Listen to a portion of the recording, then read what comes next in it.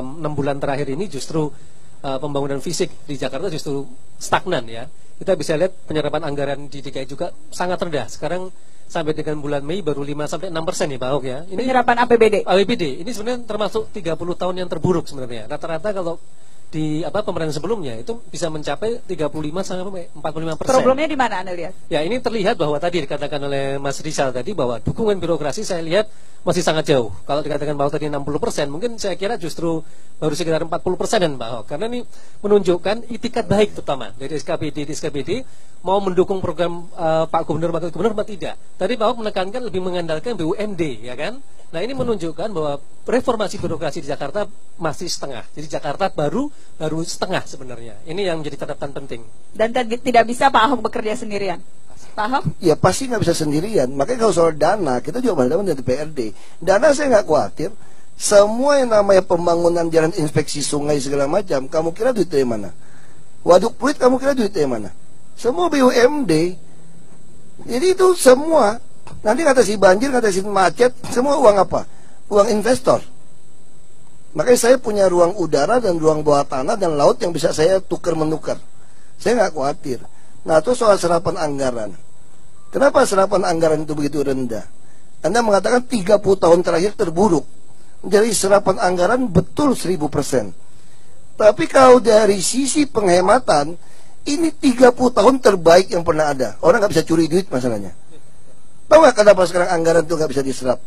Mereka itu nggak bisa masukin harga satuan. Ini yang gendeng saya bilang. PU minta uang 1 triliun, ditanya harga satuannya seperti apa, standar seperti apa, dia nggak punya. Saya bilang kalau nggak punya, nggak boleh pakai itu duit. Kalau nggak lu nyolong semua. Dia bilang kalau bapak nggak kasih saya pakai seperti yang dulu-dulu, maka anggaran tidak terserap. Emang gua pikirin, gua bilang.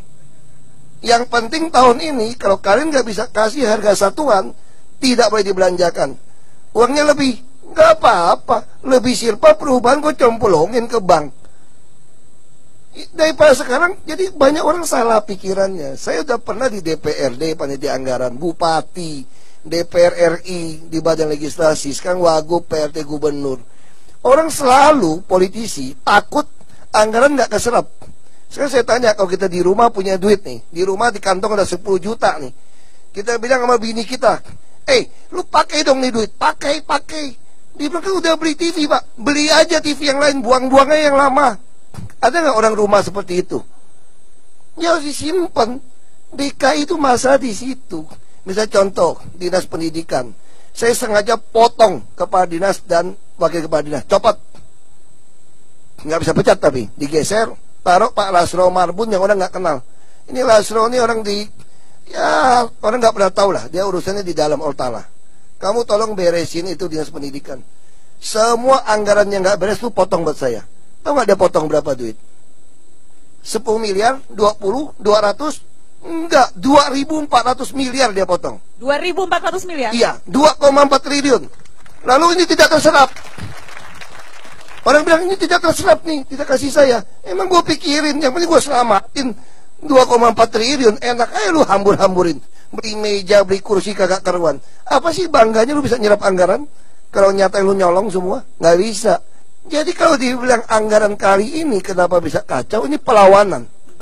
Perlawanan dari maling-maling. Tapi yang tidak maling juga banyak. Saya mah nggak pusing, ada perubahan kok. Jadi Anda tidak khawatir dengan itu? Kan saya kan bukan politisi yang terlalu politisi, kan cuma pura-pura gila kan.